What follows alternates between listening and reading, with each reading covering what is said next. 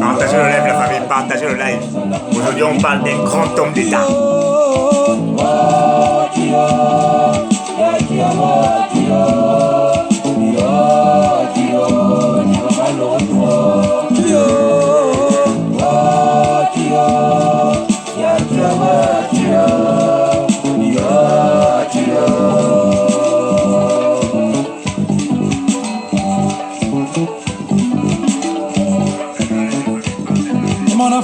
Zatsura,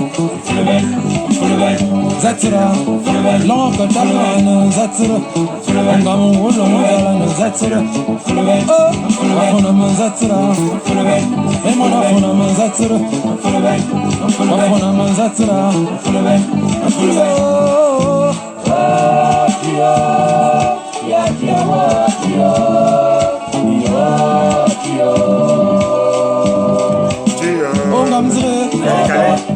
Bimam Gamzre, Odaman Kale, Ebura Yoba, Tarafan Yabia,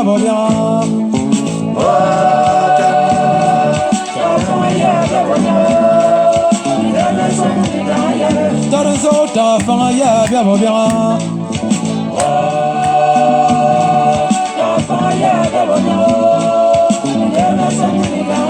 Gamzre, Bimam Gamzre, Odaman Kale, Ebura Yoba, Ulugambi, my Lura,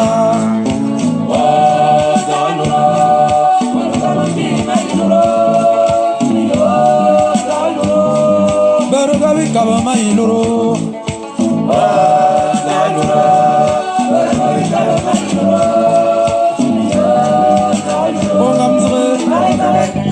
Bimam Gamzre, Odaman Kale, Ebura Yoba,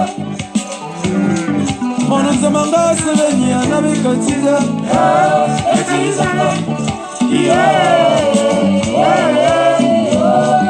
La famille, partagez le live, on va aller. Steph Toko, bonjour. Partagez le live, on va aller. Parce que là, on s'en va parler d'un homme gabonais, un militaire qui a servi son pays. Mais que les autorités gabonaises, avant le coup d'État, ont tout fait pour éteindre.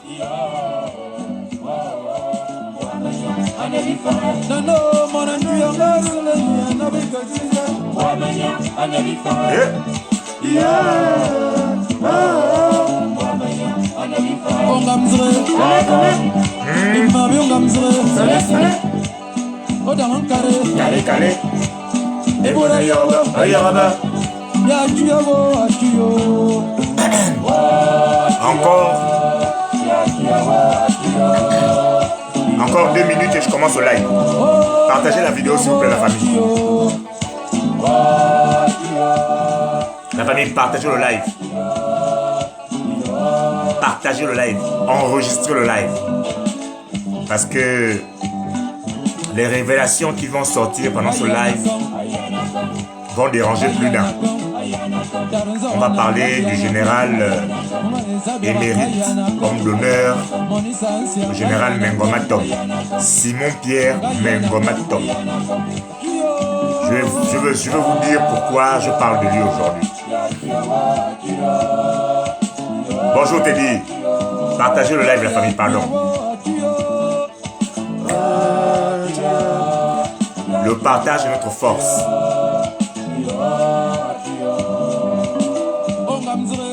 Calais.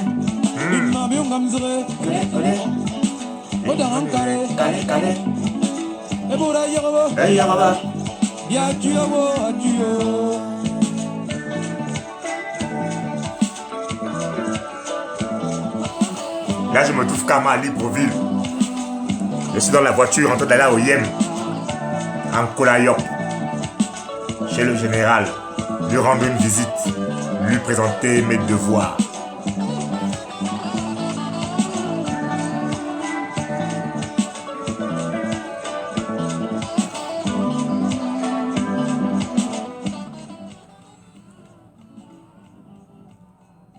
La famille, bonsoir chez vous. Merci de me recevoir en ce 5 juin 2024. Pourquoi je vais présenter succinctement la biographie du général Simon-Pierre Mangoma Tom. Ce monsieur a choisi que ce soit moi qui parle de sa biographie. Il m'a fait l'honneur, je vous dis ça, hein, je tape la poitrine, il m'a fait l'honneur de me désigner comme le jeune homme que je suis qui va parler de sa biographie. Donc, je m'en vais tout de suite lui dire merci pour la confiance, lui dire que papa, si je me trompe sur les explications que tu m'as données, je te prie de m'excuser. Ce projet, je le prépare depuis à peu près avril 2024. Aujourd'hui, nous sommes au mois de juin. 2 mois après, je crois que les esprits sont réunis pour que j'en parle. Mais avant toute chose, il faut que moi d'abord, je parle à aux esprits de nos ancêtres qui, eux, vont m'accompagner dans cet exercice périlleux, difficile.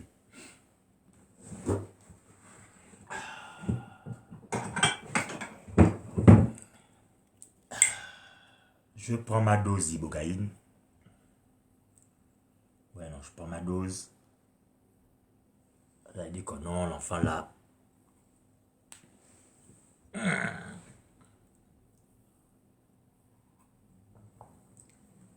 Il aurait pu le faire avant. Et pourquoi il le fait devant nous? Il veut nous montrer quoi?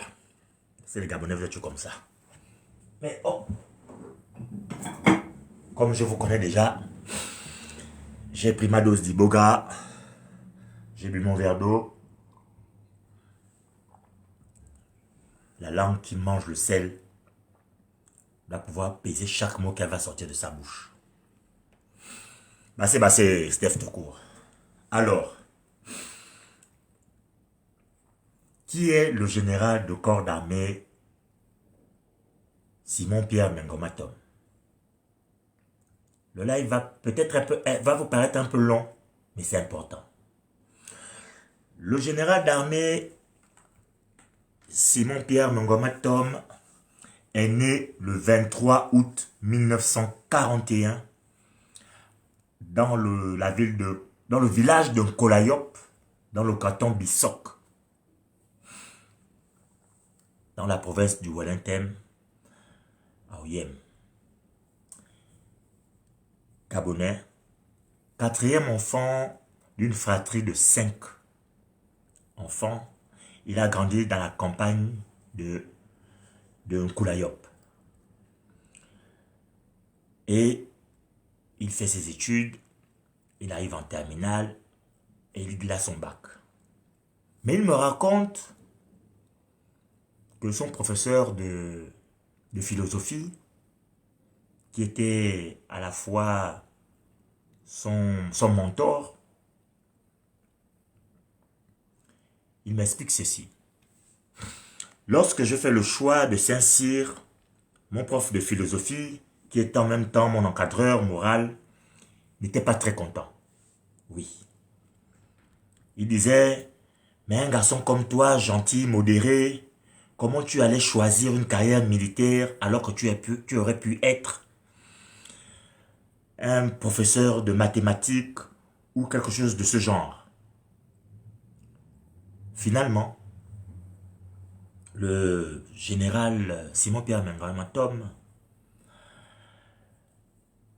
a fait le choix de l'armée. Il a choisi la destinée militaire. Et dans ce choix, il a choisi Saint-Cyr en 1962 lorsqu'il obtient son baccalauréat. Très obstiné, c'est lui qui me dit ça. Je me suis obstiné, je me suis entêté, j'ai choisi cette voie. En tant que militaire, je voulais éprouver et développer mes aptitudes et commandements. Je voulais vaincre ma timidité. J'ai pensé ainsi que l'armée ferait de moi un chef, un leader dans l'histoire. Quand on voit le militaire, on sent que ce sont des hommes qui ont montré qu'ils étaient des leaders. C'est un peu ça mon aspiration. Je voulais être comme Eisenhower, De Gaulle, Napoléon. Et donc je me suis dit, en allant dans l'armée, j'allais développer mes capacités de chef. Voilà comment je me retrouve dans l'armée. Et il se retrouve donc dans l'armée en 1962. En 1962, il obtient le baccalauréat au collège Bessieux. Collège Bessieux de Libreville. Et en septembre de la même année, il rejoint la prestigieuse école des élèves officiers actifs, école spéciale militaire de Saint-Cyr en Couette-Quidam, dans le Morbihan en France. Partagez le lien à la famille, partagez-le. Là, on ne fait pas le Congo, ça là on vous parle d'un homme, d'un Gabonais qui a été brimé. Et vous allez entendre au fur et à mesure sa voix et vous allez peut-être la reconnaître. Il est le deuxième Saint-Cyrien gabonais après Feu et Yatoma Obiang. Retenez bien, il est le deuxième Saint-Cyrien gabonais après Feu et Yatoma Obiang. De septembre 1964 à juillet 1965, il est reçu à l'école d'application d'infanterie de Saint-Mexan, Deux-Sèvres en France. De janvier à juin 1965, il sera en stage de commandement au sein des FFA, Forces françaises Allemagne, à Müttingen en Allemagne, carrière militaire. Et de 65 à 69, il a effectué plusieurs affectations au sein du bataillon des forces armées gabonaises. Ça veut dire simplement que il part du Gabon en 1962 et il revient au Gabon en 1965. Avec les différents stages, il rentre au Gabon. Le général du corps d'armée, Simon-Pierre Mangama Tom, homme de terrain, il rentre au Gabon donc en 1965. Et de 1965 à 1969, il est plusieurs fois en affectation au centre d'instruction de Vendo, d'abord, à Mouila, après, au Demso de Chibanga, et au camp Tchoréré de Libreville. Il a donc un diplôme militaire, général de corps d'armée Simon-Pierre. Il déploie donc un parcours très riche, avec un brevet militaire de parachutiste. Il a en son actif un brevet militaire de parachutiste. Il a un brevet militaire de deuxième degré de langue espagnole, parce qu'il parle espagnol, et il parle français, et il parle fan. Il a des notions primaires en anglais, mais de très bonnes notions, il faut le dire. De 1969 à 1970, Simon-Pierre Ngoma Tom est nommé hors cadre. Bonsoir Marie-Flore. De 1969 à 1970, Simon-Pierre Ngoma Tom est nommé hors cadre. Il devient secrétaire d'État aux travaux publics, au transport, chargé des infrastructures. Puis secrétaire à la présidence de la République, chargé de la police de 70 à 74. Inspecteur général des affaires administratives. Le monsieur a un parcours de folie. Haut commissaire au ministère de l'Intérieur chargé des collectivités locales de 74 à 78. À nouveau, il est nommé secrétaire d'État aux travaux publics. De 70 à 1983, il est conseiller du Premier ministre. De 83 à 90, il est président du conseil d'administration de Mercedes, à Libreville au Gabon. 1990, il entame on va dire, sa carrière politique. Et là, en 1990, avec le mouvement gabonais, mouvement démocrate gabonais, le MGD ou le MDG, je crois que c'est bien MDG au Gabon, il est désigné comme membre du comité de suivi des actes de la conférence nationale parce qu'avec son association, il est présent pendant la conférence nationale de 1990. Son parcours devient assez, on va dire, riche en rebondissements. Il faut comprendre que le papa a un parcours très riche. De 1996 à 1997, il est le vice-président de l'opposition à la CNE, présidé par le vieux Gilbert Ngoulakia. À la fin de sa carrière en 1997, il occupe le poste de conseiller militaire à la mairie de Libreville. En 2002, il est placé sous section pré-retraite. Et en 2003, il est nommé général de corps d'armée. En 2005, il est admis à la retraite avec les décorations de la Grande Croix de l'Ordre équatorial, officier de l'Ordre du Mérite et de la médaille militaire. Donc, 3 distinctions différentes. Ce monsieur a un parcours riche. Je vous dis ça honnêtement. Il a un parcours riche. Que beaucoup de Gabonais n'ont pas. Donc, au sorti de là, je lui ai posé un certain nombre de questions. Quand j'ai eu son parcours, que j'ai résumé en quelques lignes, je lui ai posé un certain nombre de questions auxquelles il a répondu et je vais vous la partager. Je vais vous partager donc sa voix et les interrogations, les questions que je lui ai posées.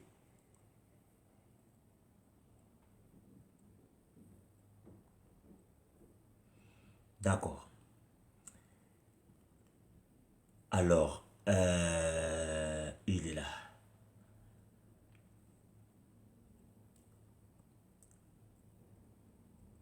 Je vous épargne les photos, hein. Donc, j'espère que ça va passer bien.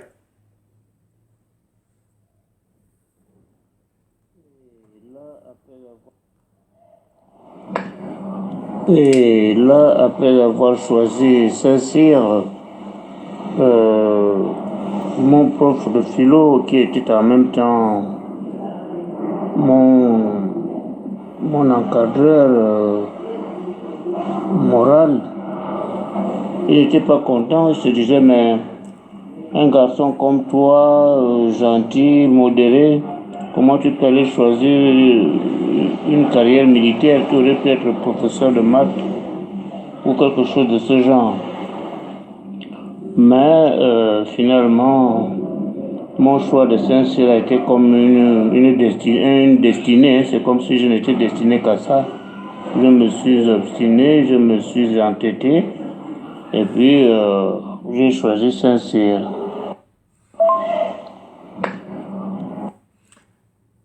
On continue. Des militaires. Maintenant, quatrième question. Alors, la question est la suivante, hein, pour que vous compreniez le déroulé. Quels étaient vos objectifs en aspiration en tant que militaire? Voici la réponse qu'il me donne. Objectifs et aspirations en tant que militaire. Eh bien, mes aspirations, en fait, j'ai voulu éprouver et développer mes aptitudes de commandement. Je voulais vaincre ma timidité. J'ai pensé aussi que l'armée ferait de moi un chef, un leader. Dans l'histoire, quand on voit le rôle des militaires, on sent que ce sont des hommes qui ont montré qu'ils étaient des leaders. C'était un peu ça mon aspiration. Je voulais être leader comme Eisenhower, comme De Gaulle, comme Napoléon, etc. Donc je me suis dit, en allant dans l'armée, j'allais développer mes capacités de chef.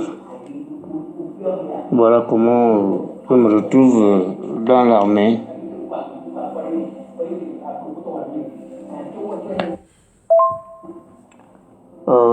J'ai connu des conditions extrêmement éprouvantes, des exercices physiques et intellectuels très difficiles, un véritable drill. Beaucoup de discipline, beaucoup de compétition, beaucoup de défis à lever, un style de vie très rude. Tout à Saint-Cyr est difficile, tout. D'abord, vous avez ce qu'ils appellent le bahutage. On voit aussi dans les universités, lorsque les jeunes arrivent, on les chahute, on les bisute, on appelle le bisutage dans les universités, mais à Saint-Cyr, ça s'appelle le bahutage. Notre bahutage est affreux. On vous triture, on vous malaxe, on vous met dans des conditions telles que parfois vous pouvez ne pas résister. Je peux dire que quelque chose qui m'a aidé personnellement, c'est que j'avais un Gabonais avant moi qui s'appelait Thomas Eya, qui a connu l'expérience avant moi. Il était en deuxième année lorsque moi j'étais au début. Alors il savait très bien la situation dans laquelle je me trouvais. Alors il passait à côté de ma fenêtre en parlant enfant. Et je savais bien que le message s'adressait à moi. Il me disait, le bonheur c'est après les difficultés. Il n'y a pas de bonheur avant. Donc il fallait que je comprenne que pour être heureux, il fallait que je traverse des difficultés. Je peux dire que c'était très dur, et pas facile à supporter. La preuve en est que certains Africains n'ont pas pu tenir, d'autres y ont laissé leur peau.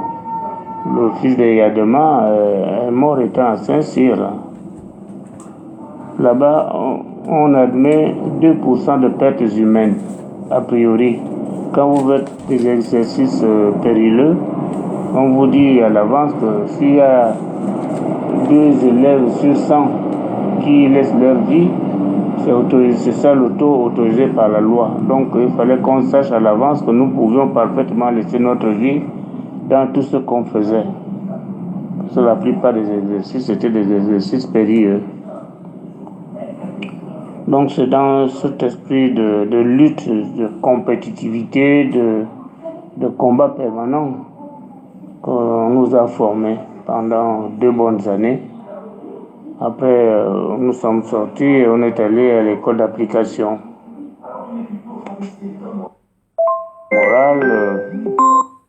En fait, les défis rencontrés, c'est ce que je vous dis là. La difficulté, il fallait surmonter toutes les difficultés rencontrées. Tous les obstacles que l'on rencontrait dans notre formation, des difficultés d'ordre psychologique, d'ordre moral, l'isolement, l'éloignement de mes parents, etc. Tout ça, c'était des difficultés que je devais surmonter.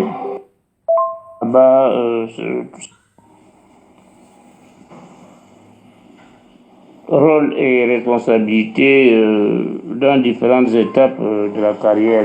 Donc je commence déjà par les étapes dans les écoles de formation. Saint-Cyr, c'est le tronc commun, c'est le démarrage dans la formation. Après, nous avons l'école d'application. L'application, c'est un peu le stage sur le terrain, l'application de ce qu'on a appris à l'école. On va l'appliquer sur le terrain. Et ça se passe pendant une année à Saint-Médecin. Saint-Médecin à l'école, qui est une ville dans les Deux-Sèvres.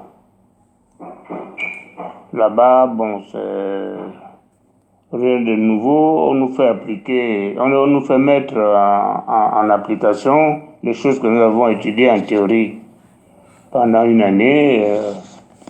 C'est relativement facile. On nous fait aussi commander des petites unités, des sections, pour savoir si nous serons de bons officiers. Et ça se termine par un stage en Allemagne, aux forces françaises d'Allemagne, à Münzingen. C'est là-bas où on termine notre formation d'application pendant 6 mois. Malgré le changement de pays, l'ambiance est la même, les conditions de travail sont les mêmes. Et là-bas, il n'y a pas de difficultés particulières. Après, on rentre au Gabon. On rentre au Gabon et on nous accorde 45 jours de permission. Et à votre retour, on vous donne les clés de votre voiture de service, les clés de votre bureau, les clés de votre logement. À partir de là, on vous donne vos activités par une note de service du chef d'état-major. Alors moi, j'ai été affecté au centre d'instruction de Ovendo.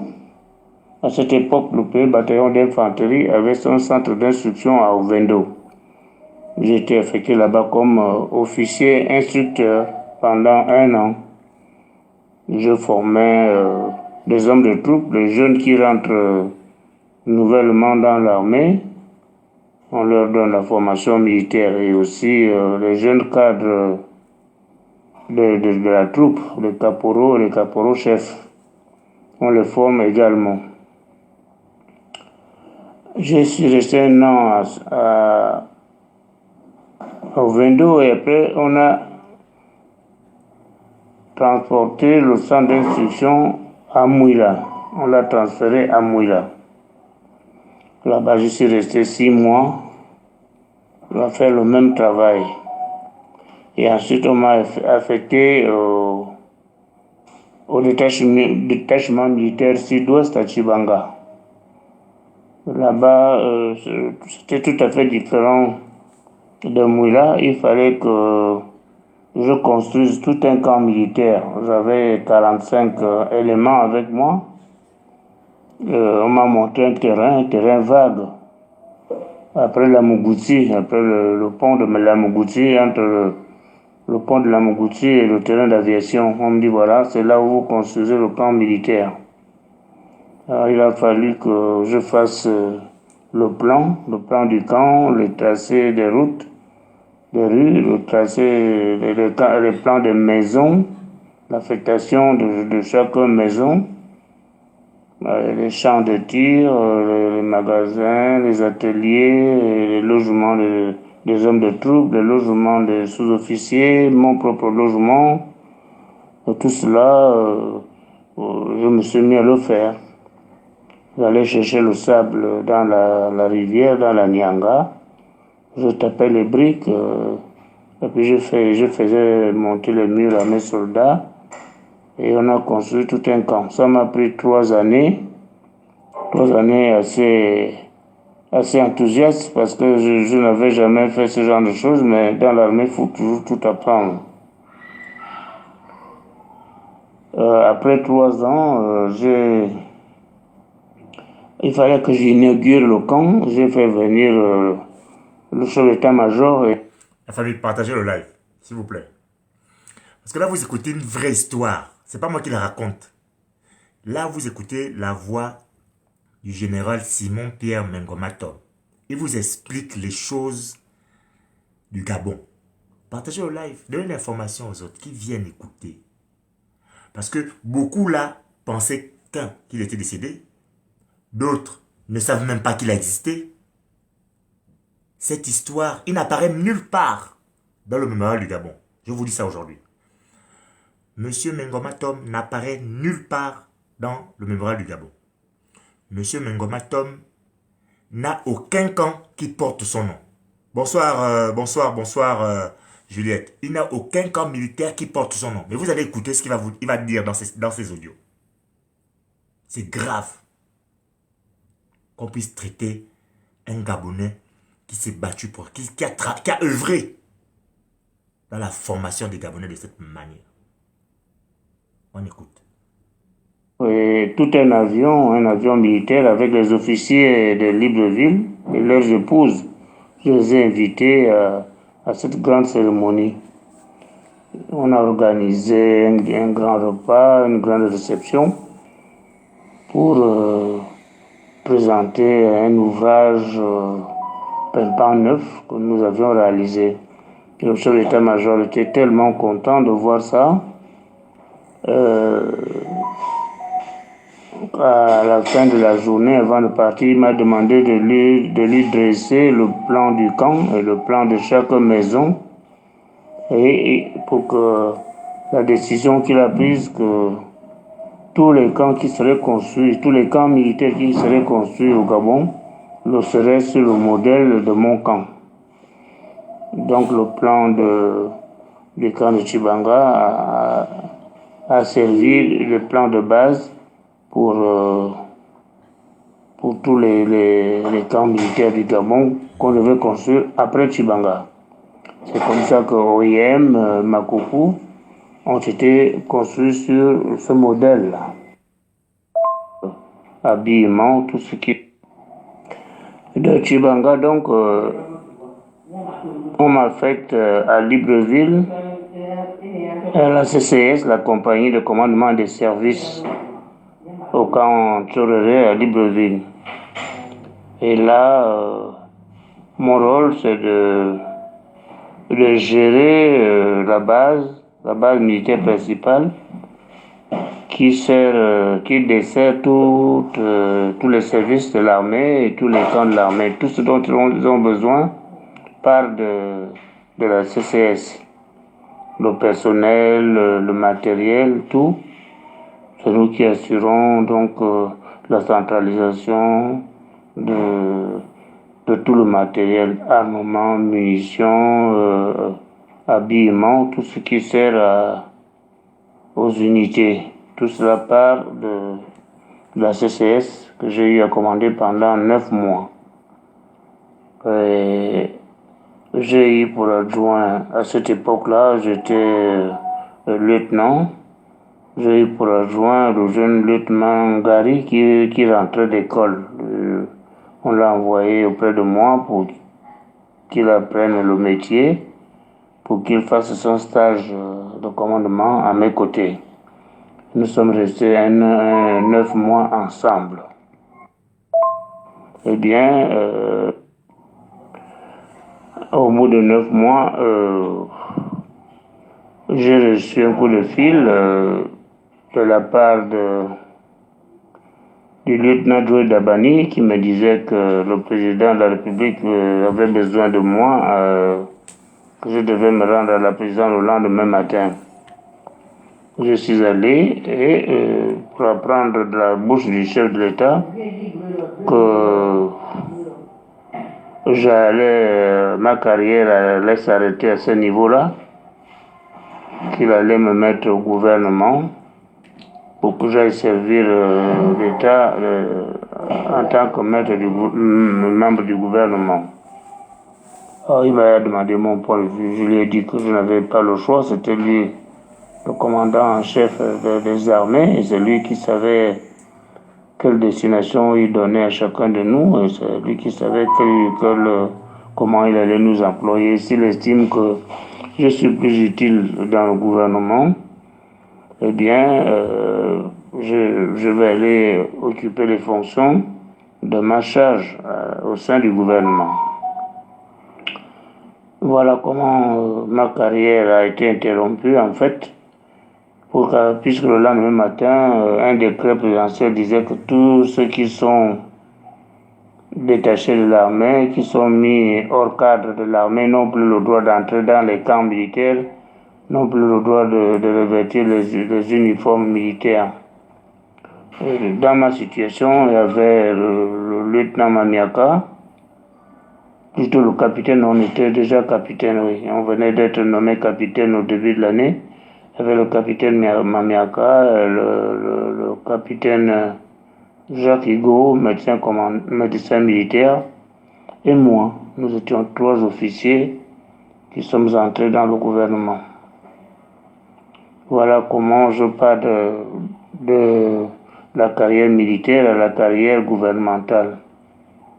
Ça apparaît dans le curriculum vitae que je vous ai envoyé en photocopie, que je vous ai demandé d'exploiter, parce qu'il y a des compléments d'information que vous trouverez là-dedans. Alors, 9e question, est-ce que j'ai été impliqué dans des opérations militaires spécifiques ou dans des conflits? Et quelle a été mon expérience dans ce domaine? Je dois vous avouer que pendant tout le temps que j'ai mis dans l'armée, il n'y a pas eu de conflit d'ordre militaire. Donc je n'ai pas été associé à un conflit, quel qu'il soit. La seule chose que j'ai connue, c'est des différends avec la Guinée équatoriale à propos de l'île Mbagno. Mais moi, je n'étais plus directement dans l'armée, j'étais déjà hors cadre. Donc, je n'ai pas été dans les combats. J'ai bien appris l'art du combat, j'ai appris l'art militaire, mais je ne l'ai pas appliqué en tant que tel. La 10e question, parce que je vous explique ce qui s'est passé, pour que vous compreniez un peu. J'ai envoyé au général via WhatsApp 18 questions.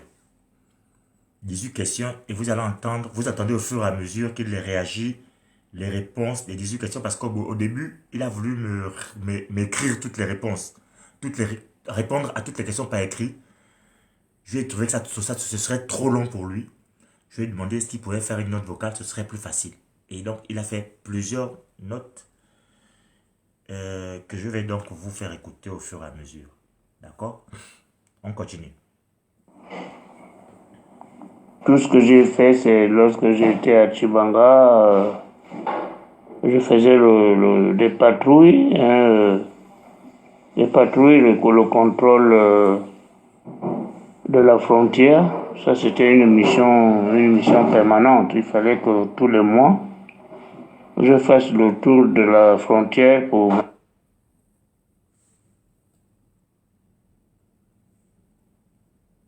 m'assurer qu'il n'y a pas de violation de territoire. J'avais été doté d'une embarcation, d'un moyen de déplacement sur l'eau qui me permettait de remonter la Nyanga jusqu'à pratiquement la source. Et comme la Nyanga est très proche de la frontière, ça me permettait d'inspecter la frontière. Et chaque mois, je devais faire un rapport sur la situation de la frontière avec le Congo. Voir s'il n'y a pas de mouvement de violation de la frontière. À Moulingbinza, etc., Mabanda, toutes ces localités-là. Donc j'assurais la vigilance au niveau de la frontière. Avec Energoproject et Autoput, j'ai eu à faire le goudronnage de la ville d'Oyem, la ville de Franceville. J'ai eu des marchés de plusieurs milliards dont j'ai eu la responsabilité. Je me suis abstenu de faire ce à quoi on assiste aujourd'hui, où les gens prennent des milliards à l'État. Pour moi, c'est inacceptable, c'est inconcevable. Donc, mon style de leadership, mes principes, c'est cela, c'est dans l'intégrité absolue, face au bien commun, au bien public, et également face à tous ces phénomènes sociaux. toutes ces pratiques sociales, l'homosexualité, la franc-maçonnerie, etc., pour moi, ce n'est pas propre à maintenir quelqu'un dans la droiture. Donc je préconise ces valeurs-là à tous les militaires de haut grade. Je leur recommande ces vertus, et tous les officiers de l'armée, les généraux qui se sont amusés à s'écarter de ces valeurs-là, ils en ont eu pour leur compte. Je ne vais pas citer les noms, mais on a eu des officiers qui sont allés dans des pratiques occultes, dans des pratiques abjectes telles que l'homosexualité et autres. Ils l'ont payé de leur vie. Donc ce sont des choses qui donnent des leçons tout seuls. Les points forts de ma carrière militaire et les décisions et actions que j'ai menées. Question numéro 11. Eh bien, pour le peu de temps que j'ai passé dans l'armée, c'est-à-dire les 6 ou 7 ans que j'ai passé dans l'armée, ce n'était qu'un début de carrière. En fait, moi je n'ai fait l'armée que dans mes débuts. Je me rappelle d'ailleurs que lorsque mes notes de Saint-Cyr m'ont été transmises, j'avais été noté correctement par l'école. L'école a dit de moi que j'étais un officier d'élite appelé à une brillante carrière. C'était la note qu'ils m'ont mise. Officier d'élite appelé à une brillante carrière. Je peux dire que j'ai été cité en modèle. Je vous ai parlé de la manière dont le camp que j'ai construit, à partir de rien, a été choisi désormais comme le modèle de camp pour l'armée.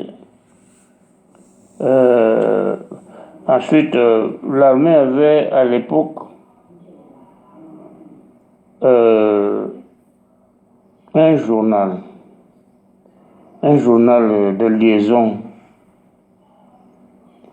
Journal de liaison des forces armées gabonaises. Moi, j'étais les principaux animateurs de ce journal. J'écrivais des articles. J'animais les pages de jeux, etc. J'étais pratiquement le principal rédacteur. Parce que une fois que j'étais parti de l'armée, le journal a disparu, le journal n'a plus continué. Donc pour moi, je pense avoir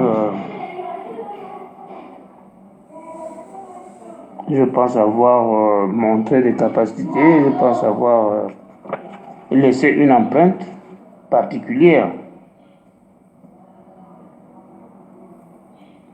Donc c'était mes points forts dans ma carrière militaire.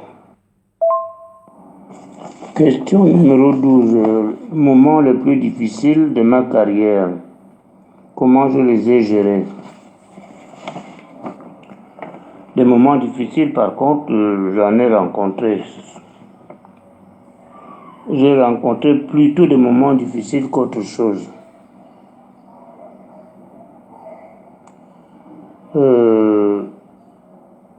J'ai passé tout le temps dans l'armée, dans le collimateur du pouvoir politique.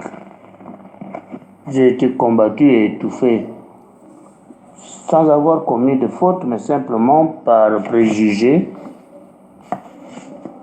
parce que désigné à l'avance, désigné a priori comme un élément dangereux.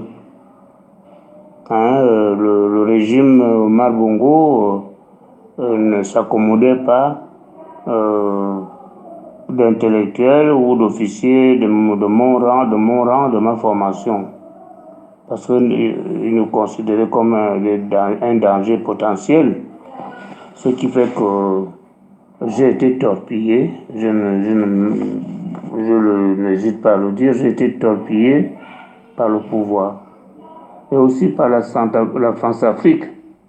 C'est pas seulement Bongo en tant que tel, mais il était conseillé par la France. La France lui disait, faites attention avec tel officier. Comme il me connaissait, comme j'avais été bien noté à l'école, il connaissait mes capacités, il disait, voilà, j'étais un danger potentiel pour le régime. Je n'hésiterai pas à prendre le pouvoir par coup d'état militaire. Donc, j'ai été mis dans le collimateur et j'ai été à la limite étouffé et mis sous les teignes noires. Tout ce que j'ai essayé de faire a été torpillé. J'ai essayé de monter une PME, appelée la PIN, qui a eu du succès, qui a fait des bonnes choses dans l'élevage, dans la production cacaoyère, dans les ananas. Je fournissais un bolo, je fournissais le sénou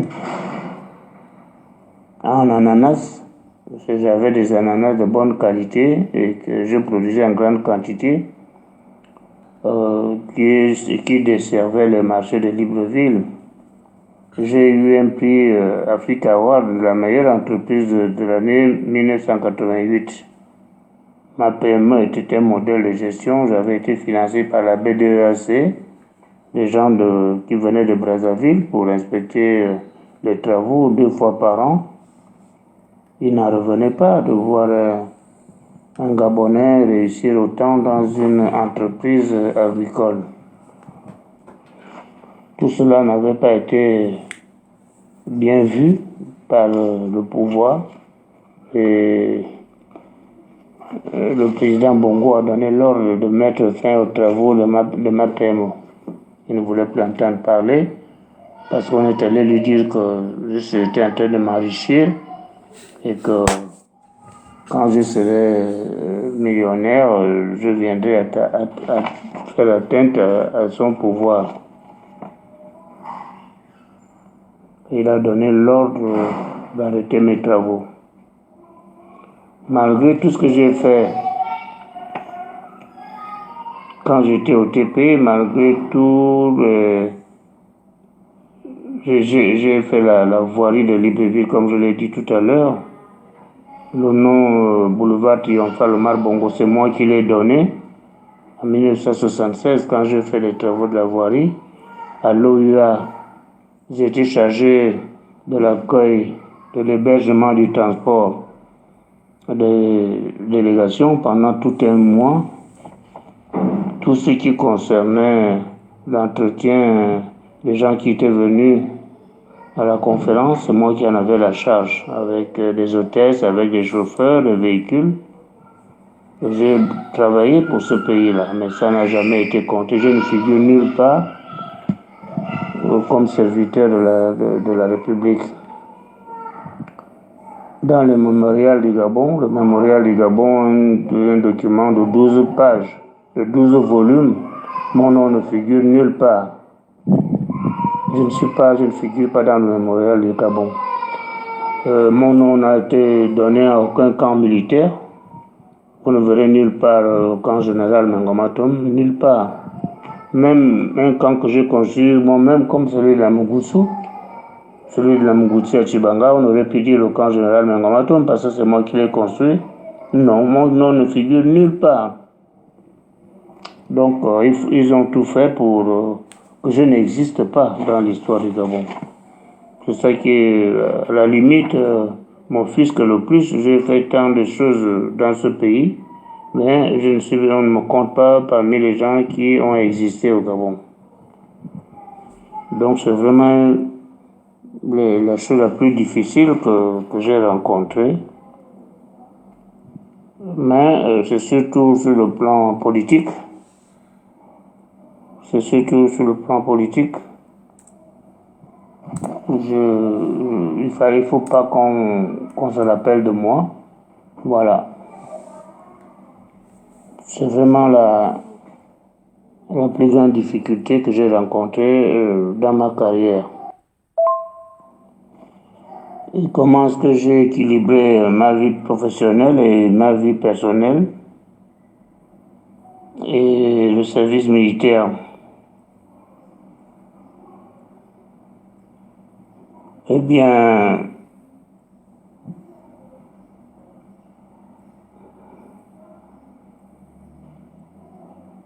bon, à propos de cette question,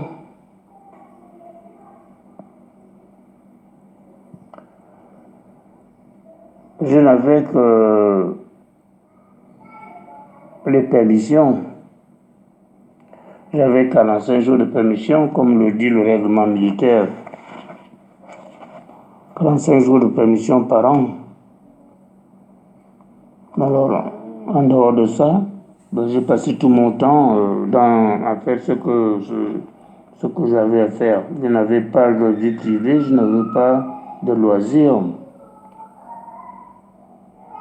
En fait, la vie professionnelle a pris plus mon temps que ma vie privée. Je n'avais pas de vie personnelle. J'ai donc priorisé les obligations militaires. Par exemple, en 1967, j'étais encore à Tchibanga.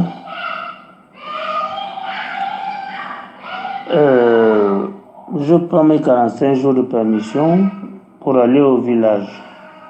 Et on désigne le capitaine Réunigno pour assurer mon intérim à Tchibanga pendant mon absence, qu'il conduise le détachement militaire pendant les 45 jours que je passerai en permission au village. Au bout de 10 jours, j'ai été rappelé d'urgence pour rejoindre mon commandement parce que le capitaine Réunignon, qui était un officier, j'appelais ça un officier de la ville, nous on était les officiers de la brousse. Ceux qui étaient affectés à l'intérieur, eux qui étaient à l'état-major ici à Libreville, c'était les officiers de la ville.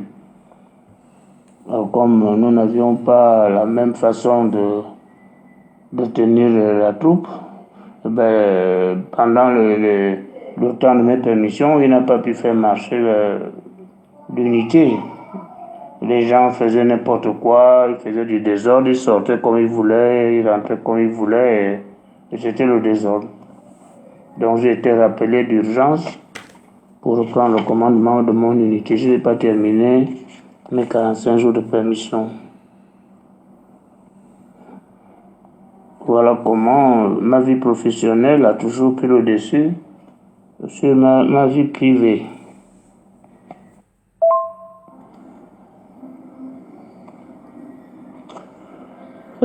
Question numéro 14.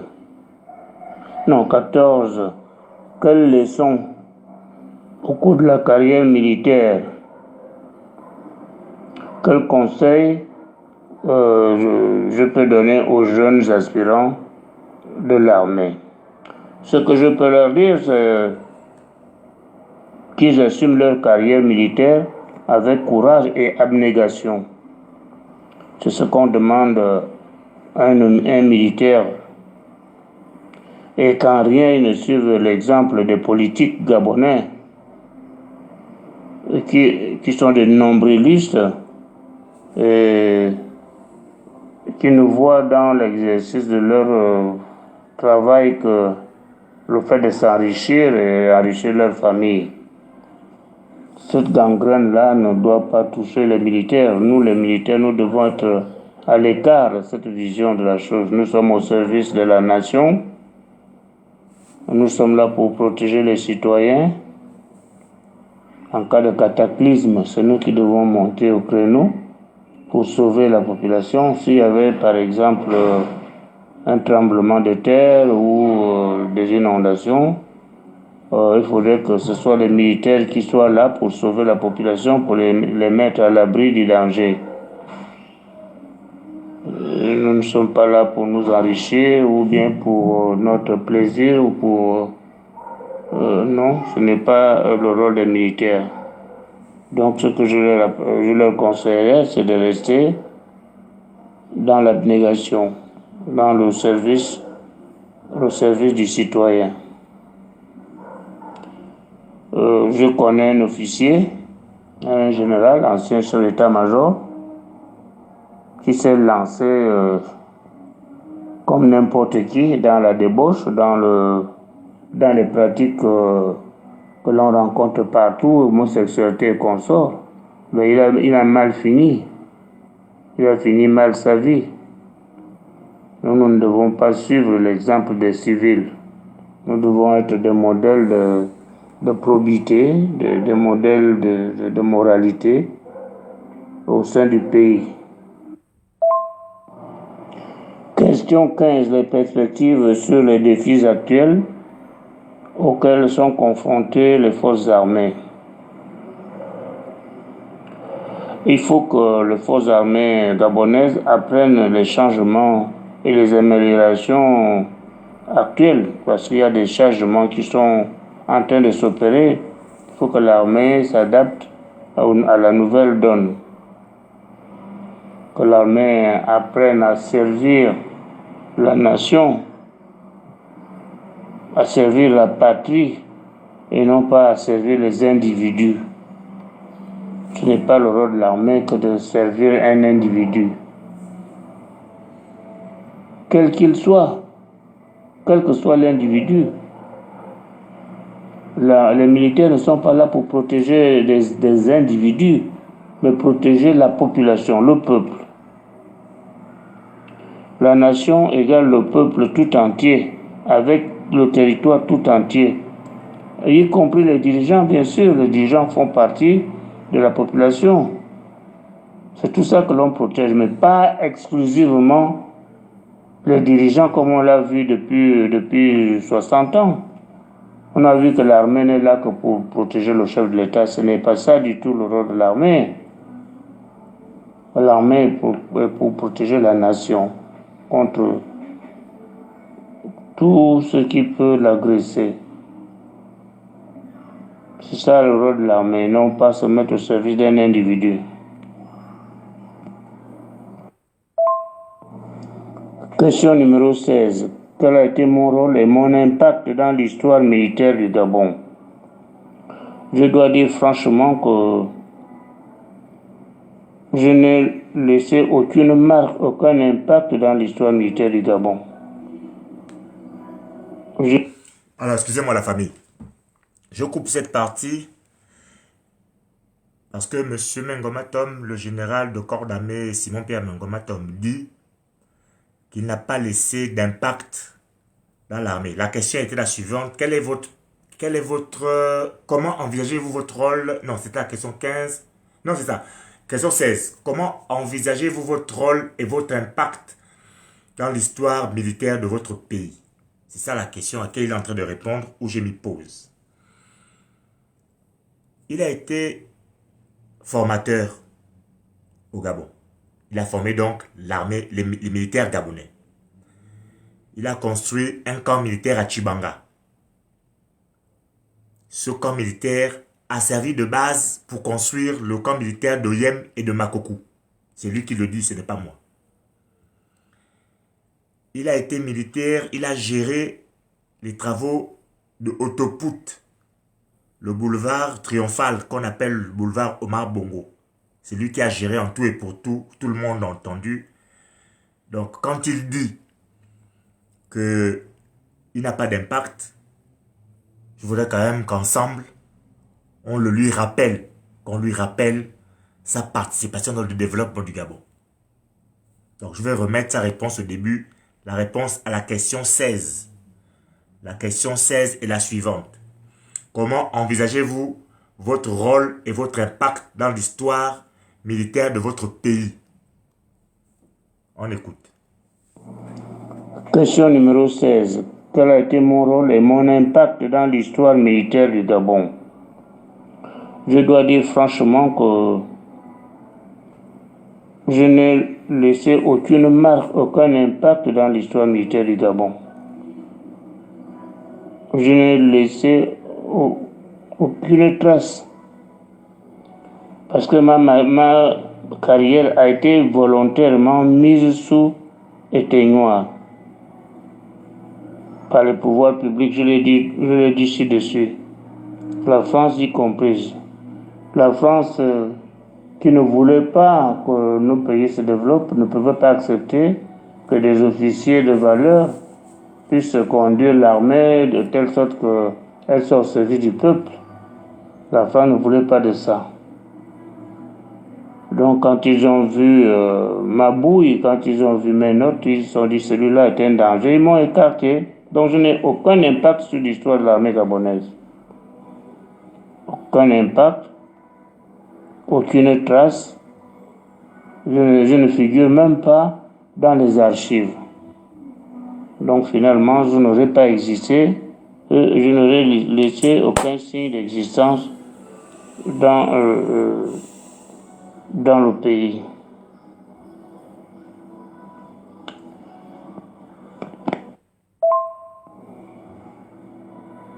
Question 17. Quelles sont les activités en dehors de ma carrière militaire? Comment j'utilise mon temps libre? Eh bien, ça, la question est tout à fait pertinente et elle trouve une réponse aisée. Moi, à Saint-Cyr, j'ai appris à apprendre. C'est ainsi que je pratique l'informatique, que j'ai étudié comme ça là sur le tas. Je pratique surtout l'agriculture. J'ai choisi l'agriculture parce que j'avais commencé par ça dans ma vie, dans mon enfance. Et j'ai essayé en 1988 avec la PIN, avec ma petite et moyenne entreprise. J'essaie en ce moment de reprendre ce que j'avais mis en place pour pouvoir le fructifier. Je considère qu'un pays ne peut pas exister s'il n'est pas autosuffisant de manière autosuffisant alimentaire. Nous, tout ce que nous mangeons au Gabon nous vient de l'extérieur, tout vient du Cameroun, et souvent de mauvaise qualité, ou bien avec des produits nocifs. Tout ça, ça nuit à la santé des Gabonais. Donc moi, je me suis mis à faire l'agriculture avec un certain nombre de compatriotes.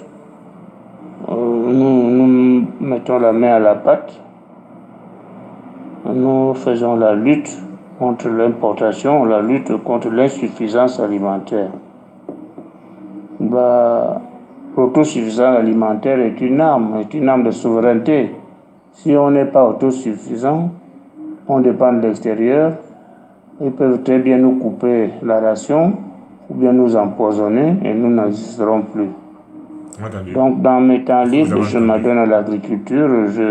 J'ai des hectares de bananiers, d'ananas, de cacaoyers. J'ai fait toute l'agriculture dans mon village. Alors, dernière question, est-ce qu'il y a autre chose que j'aimerais partager sur ma vie et ma carrière militaire? Ce que j'aimerais bien léguer aux jeunes, c'est que quand quelqu'un est convaincu d'une cause juste, il faut qu'il soit déterminé à lutter pour cette cause. Donc, il faut que nous soyons déterminés à lutter pour les causes que nous estimons justes. Même si nous n'avons pas les effets escomptés dans l'immédiat, mais une fois que les gens ont su que nous avons mené cette lutte, ceux qui sont honnêtes vont s'en rappeler, ils vont savoir que telle personne a préconisé telle chose. Lorsque cette chose-là est juste, ils vont s'accrocher à cela pour que les causes justes aient gain de cause à un moment donné.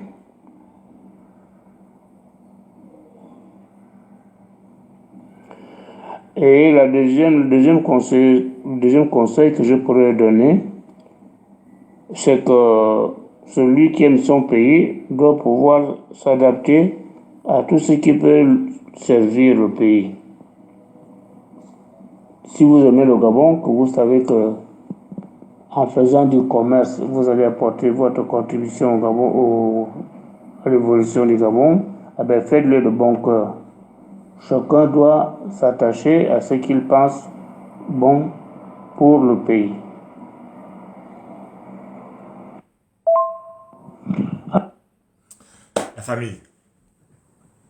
La famille, il reste un audio à écouter.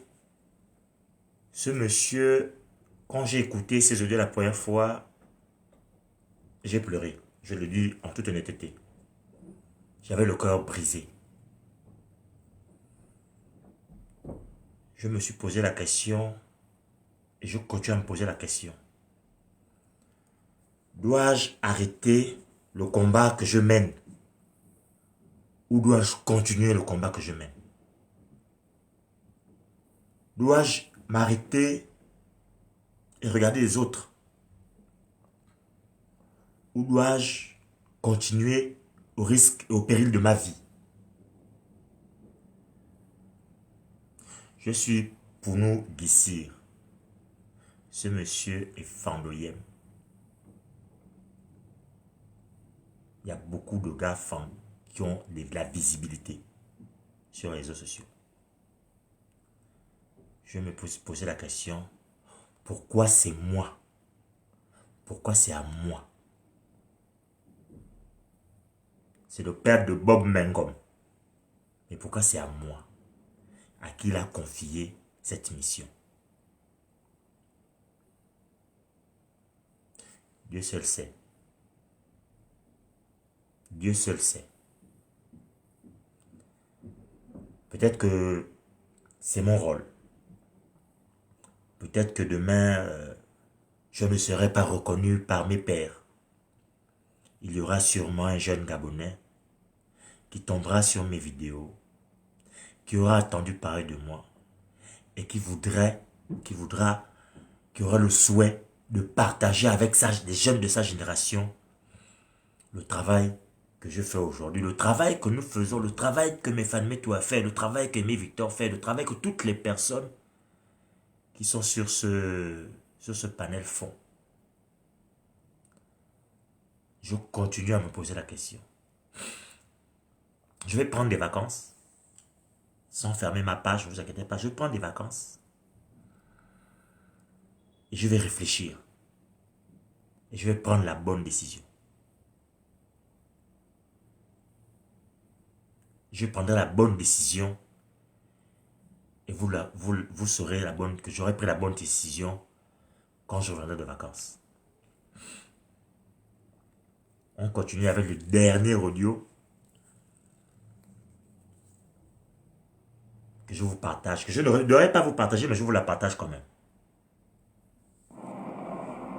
Voilà, mais c'est la vérité. Je crois avoir répondu à vos questions. Si vous avez d'autres préoccupations, vous me le faites savoir. Je vous ai envoyé des photocopies de 2-3 pages d'un document que j'ai préparé pour le chef de l'État. Vous pouvez exploiter cela parce que c'est un complément à tout ce que je viens de vous dire. Merci beaucoup, je suis à votre disposition. Et si vous publiez tout cela, ça va me rendre service. Au moins, on verra que quelqu'un a fait savoir au public qu'il existe un monsieur qu'on appelle Mengomatum, général Mengomatum. Et ça permettra au moins que mon nom puisse figurer dans une archive au Gabon. Merci beaucoup.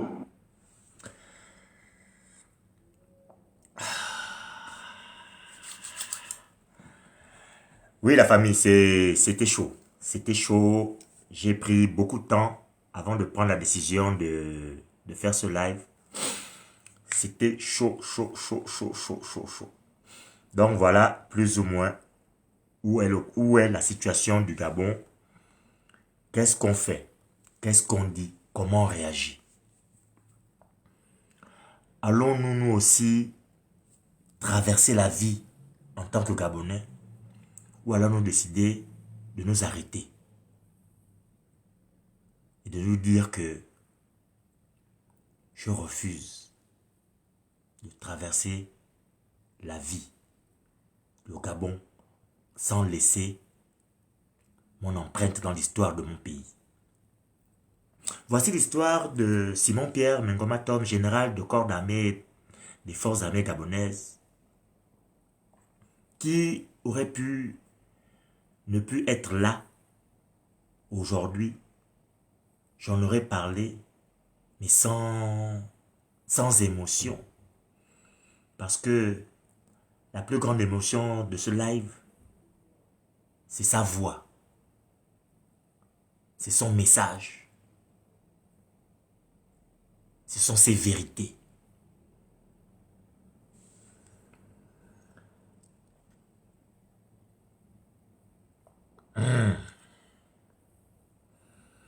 C'est dur la famille. C'est très très dur. Oui, il est toujours en vie. À la date où il fait ses audios, il est toujours en vie.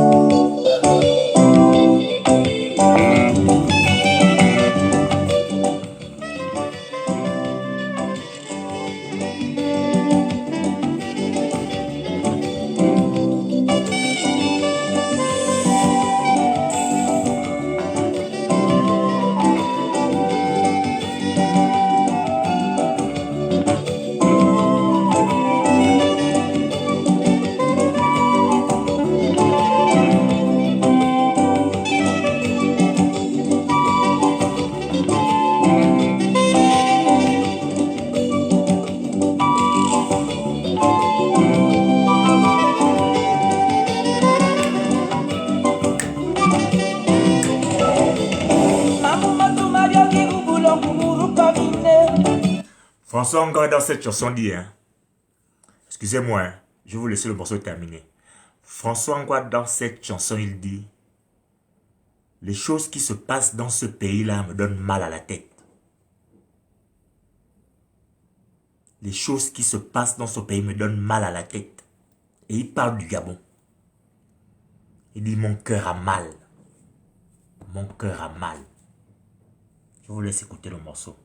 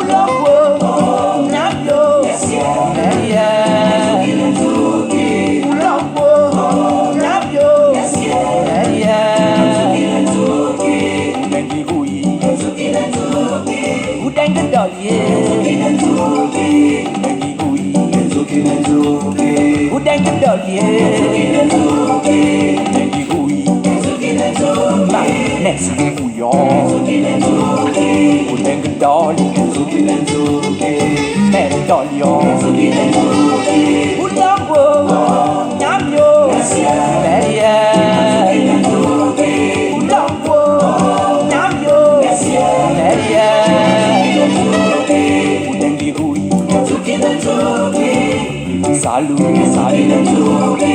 Marouillon. Si de Manuel.